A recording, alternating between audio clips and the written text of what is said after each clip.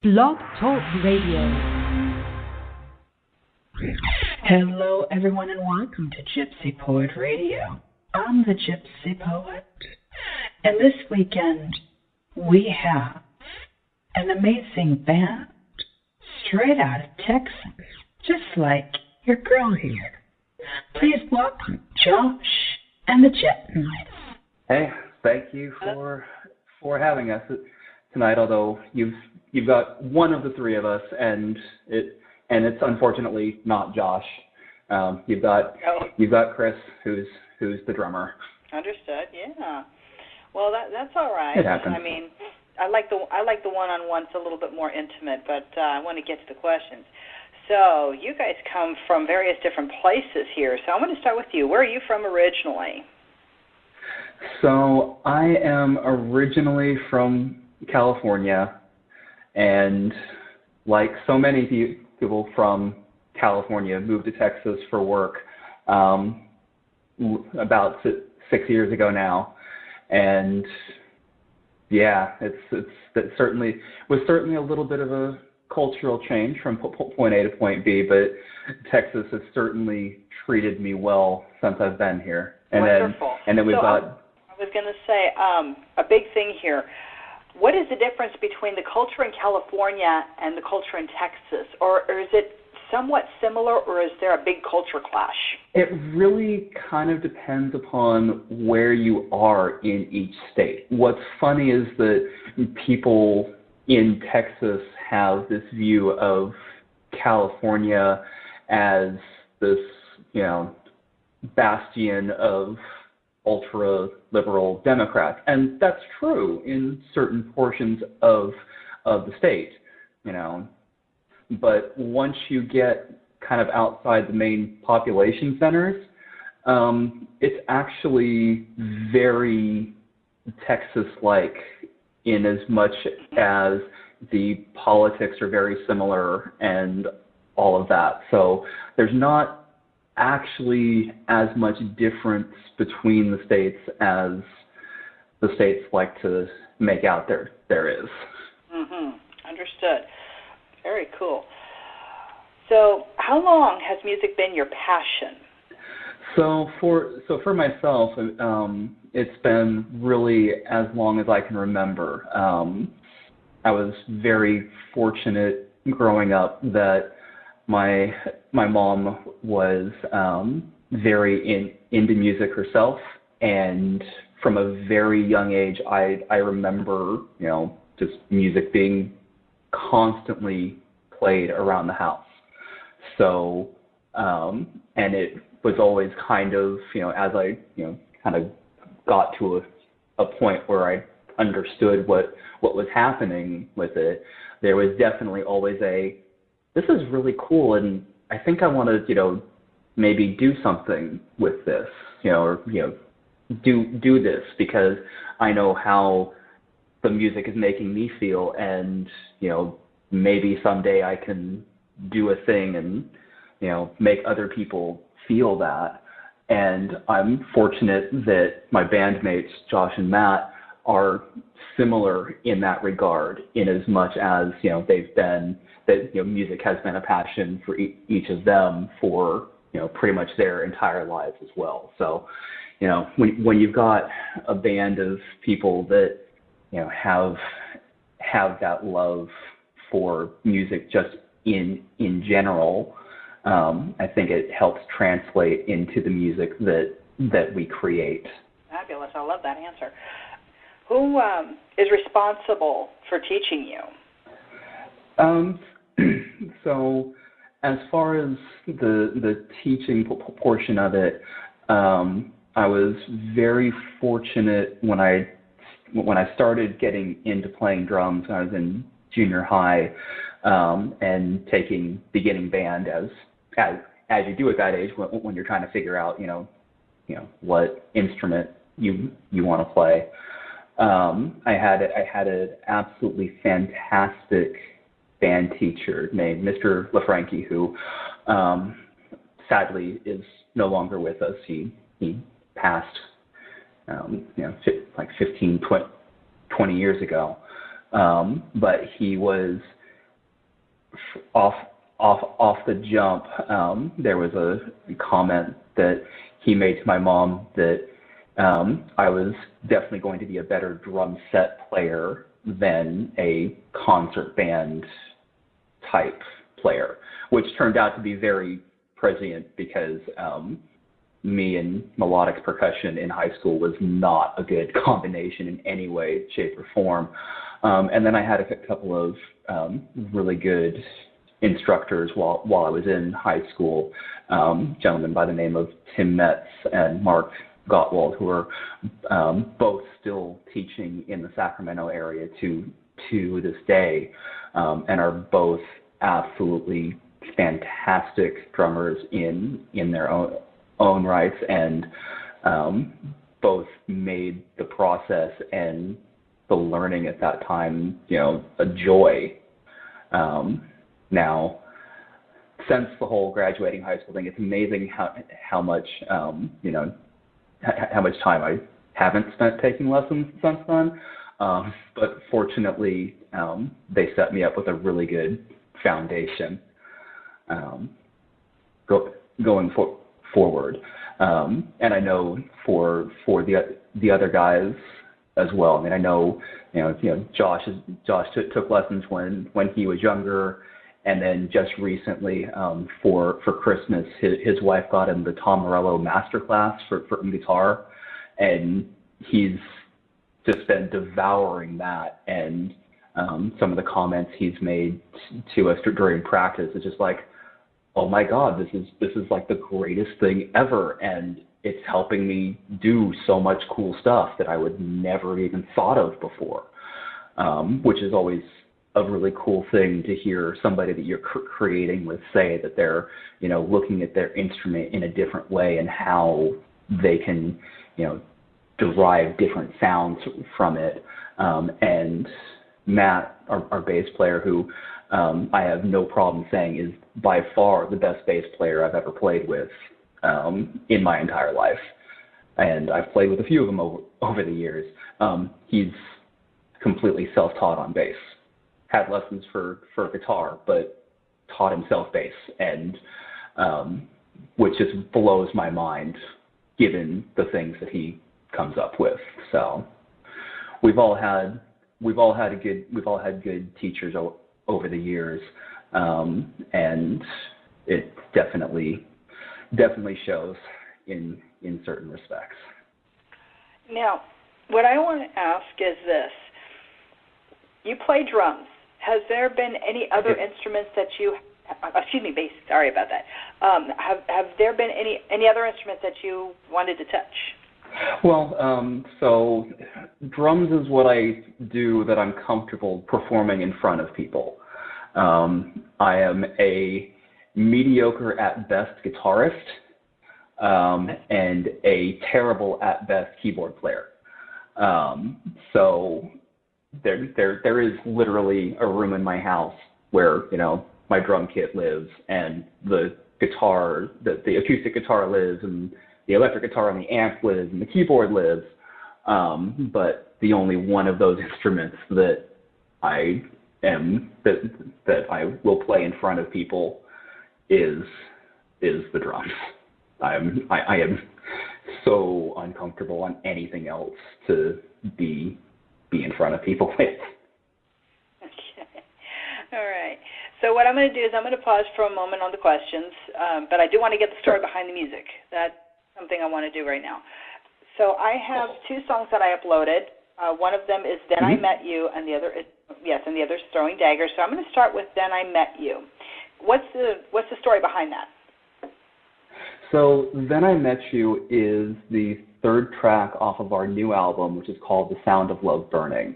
And the album as a whole is a concept album. It's the idea that every relationship that you're in is the last relationship that you're in until it's not. And some of the toxicity that goes along with that until you do find the right person or the last person, as it were. And Then I Met You is the part of the cycle where you're in love and it's it's awesome, and you're in that really good place. Funny thing about this song took us forever to get right. I have very clear memories of us rehearsing this song for literally, I want to say it was like 2.5 or 3 months before we were finally able to play it live. And the first time we played it live, it was not good. It was one of those songs that we could not get the tempo right. We were either playing it too fast or too slow, and we couldn't find the groove for it.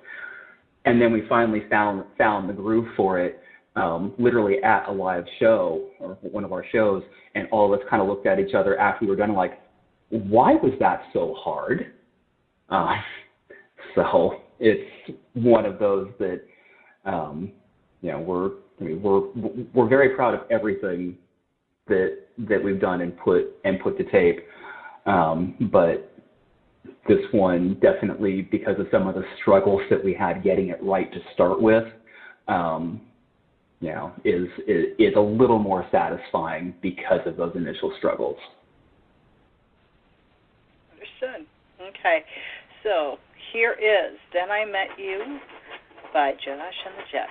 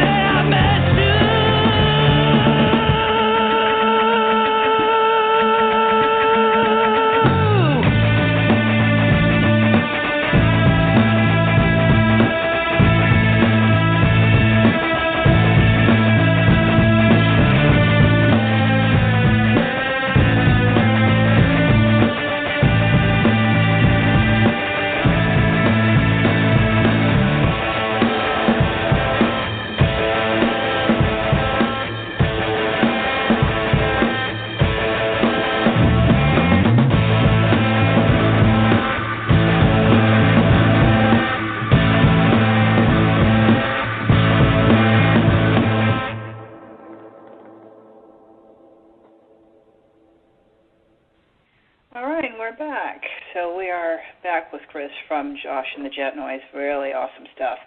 Incredible material. All right. So I have to ask this. Do you like the studio, Sure. or do you like playing live, or both, or are they two totally different entities? So, you ask any of the three of us, you're going to get literally three different answers on this. I enjoy both live and studio for different reasons. In the live environment, there's that energy of the crowd that you get to feed off of, and there's just something very amazing about when you play a song and you look out and people are dancing around to it, or even better, they're singing your lyrics back at you. So that is incredibly cool and energizing. But there's also something to be said for being in the studio, and you're crafting something with that element of permanence to it. You're in there doing something that you are going to commit to this being the version of the song for the rest of eternity, basically. So there's that kind of excitement of, okay, this is the thing that we're doing that's permanent. This is the thing that in 20 years, if somebody randomly comes across our album, this is what they're going to hear. Or in that time frame, when we're old, because we're all old now, and we're showing it to kids, grandkids, nieces, nephews, whatever. This is what your relative did back when they were cool.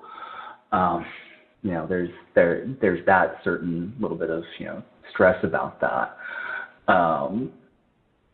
So it's one of those things. I think all three of us prefer live, but we all really enjoy the studio too. I see that. So what I'm going to do is I'm going to mix up these last two questions.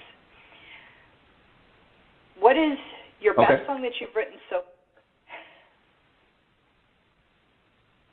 far? Best song that we've written so far. So one thing that I do need to clarify a little bit on this, the way that we do our songwriting process as a band.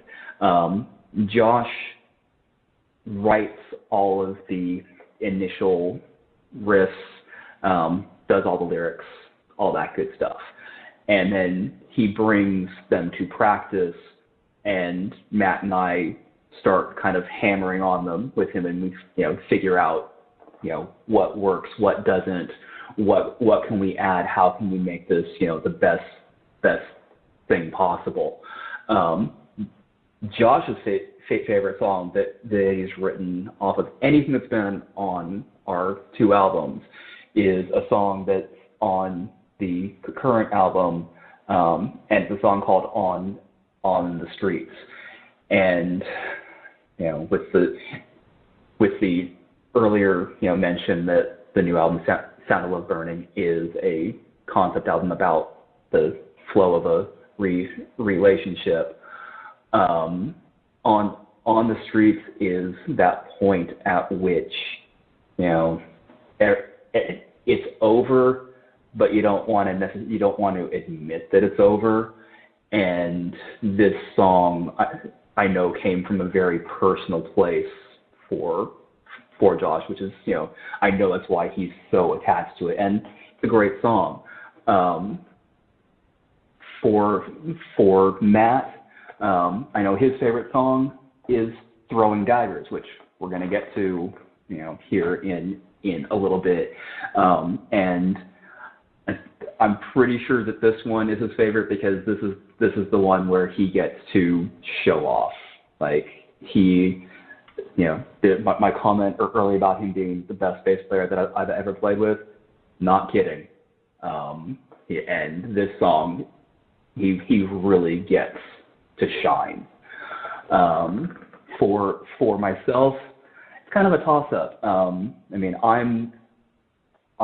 really happy and thrilled with everything that we've written as a band. I don't really think there's any of our songs that I look at if I'm building a set list and I go, I do not want to play that song. That song is terrible.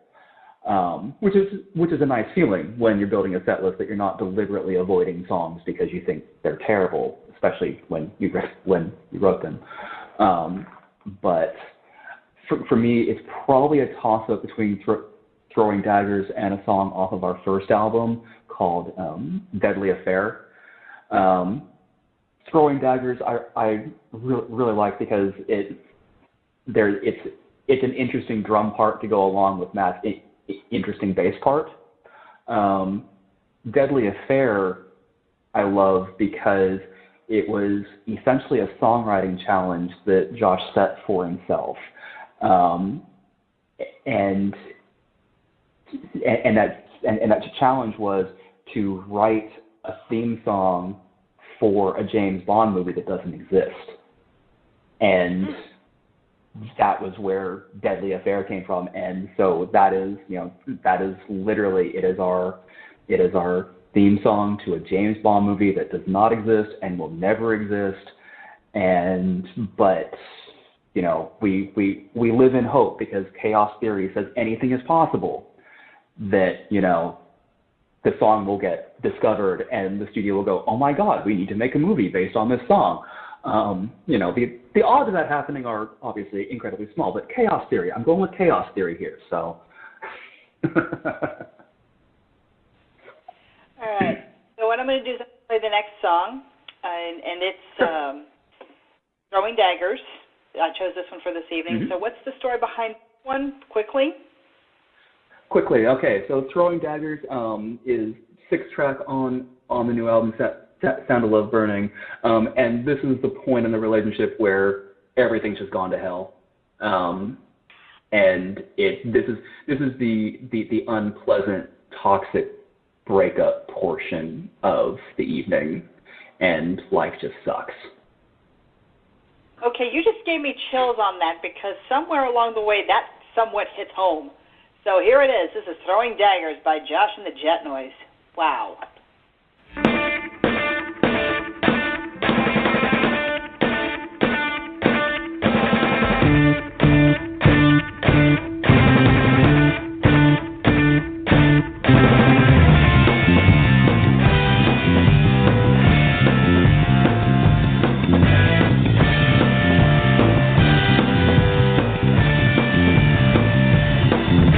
I've been throwing daggers in the night.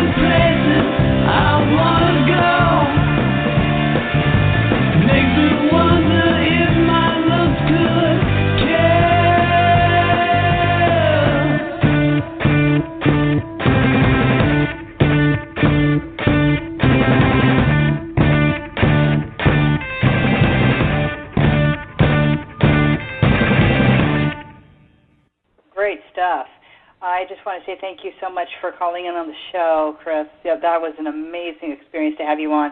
I also want to give a couple of shout-outs, of course, to Jukebox and, of course, a couple of friends out in Pakistan. Thank you so much for tuning in. My friend Shah absolutely likes what I do. And there's a whole lot going on behind the scenes here with GPR with these wonderful acts that are coming in. I want to so much thank you for calling in on the show, Chris. You are simply an amazing musician, and you've got some great stories to share. And this coming in the next couple of days, I get to have you along. Hopefully the other members will show up. Thank you so very much for calling in. Hey, not a problem. Happy to. I'm happy to be on. Happy to share some stories. I'm very glad that you're enjoying what you're hearing. It's always a very cool thing when people that haven't necessarily heard your stuff before hear it and are excited by it. What I'm happy about is the fact that I get to introduce people to new acts, and you're definitely a fresh new act that I would love to see and hear out there performing and touring and even being played on regular radio, especially FM radio. It's amazing stuff. So thank you so much for calling in and doing the show with me, and I got you for the whole weekend. So this is Josh and the Jet Noise. Please tune into GPR for more exciting stories as well as the music and extraordinary fun along the way. Thank you all so much for tuning in, and thank you so much to my friends, of course, Scott Westrom, who's always tuning in, and of course my friend Shah in Pakistan. Thank you so much for tuning in and listening in and enjoying the stories. Again, it was a joy and a pleasure, and I cannot wait to have the rest of the band for the entire weekend on GPR. Thank you all so very much. Looking forward to it. Awesome. All right, guys, this is the Gypsy Poet signing off saying adieu for now.